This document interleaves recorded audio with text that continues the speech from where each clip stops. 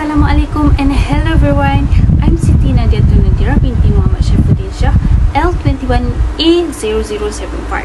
It is an honor to be here and thank you for the questions. If I were a buyer of a new pair of shoes and it does not fit me well, I would simply buy another pair of shoes or resell those shoes to another buyer. I believe most of us might have the same experience. For example, what we have purchased either through physical store shopping or online purchase that does not fit as well, let's say it's a shirt or shoes or anything for instance. Surely we would go through a process of discussion, and that is what we call a negotiation. Now, back to the shoe situation, let's analyze the possible outcomes based on different ethical standards for strategies and tactics in negotiation, shall we? So there's 4 ethical standards. The first one is an end result ethics.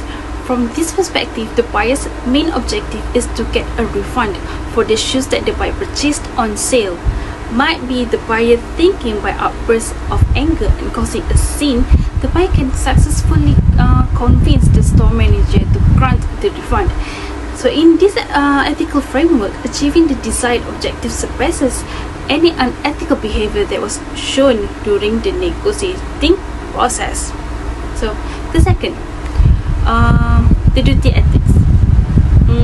This ethical approach emphasizes adhering to moral obligations and principles. Based on the mentioned situation, the printed receipt clearly states that the shoes are not returnable, indicating that the store has set a policy and the buyer has a duty to respect it. However, the buyer disregards this duty and insists of returning the shoes. From here, the buyer's actions may be seen as unethical and immoral. Third, the social contract ethics focuses on the expectations and agreements that exist between society and the individual.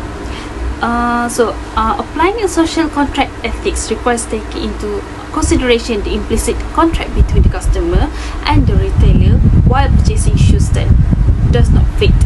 From the perspective of social contract ethics, the buyer has a responsibility to follow through with this agreement and accept the results of what they have chosen.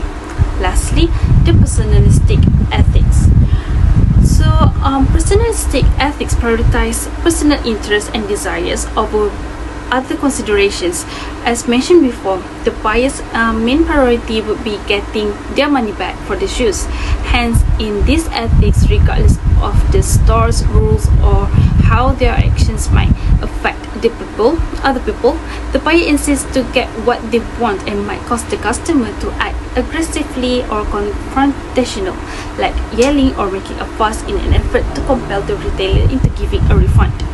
On the other hand, a personalistic ethical perspective might not be the best or most practical course of action in this situation. Relying on aggressive behavior can damage the customer-staff relationship, disturb the store atmosphere, and raise tension.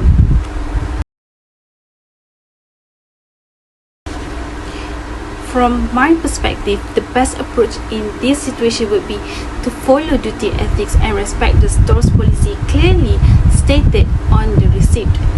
It is important to acknowledge that the store has set certain terms and conditions for sale, including the non-returnable nature of the shoes. By accepting responsibility for our own decision to purchase the shoes and respecting the store's policies, we uphold ethical standards and maintain a sense of fairness. And it would be advisable to approach the store clerk calmly and explain the issue with the shoes fit. Polite and respectful communication can often lead to a mutually beneficial resolution. It is also important to consider the store's perspective, and if a refund is not possible, one could explore alternative options like store credit or exchange. For instance, resell the shoes or any item that you're in negotiation and you will still get the cost recovery that you have spent on the purchase. And if I were likely to be in this situation, I would definitely not be bursting with anger, even showing aggressive behavior to the store clerk.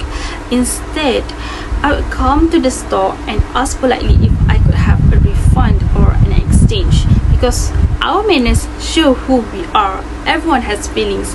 If people start yelling at you or scolding you, certainly you wouldn't be happy about it. You wouldn't like it, and me myself would not like it either.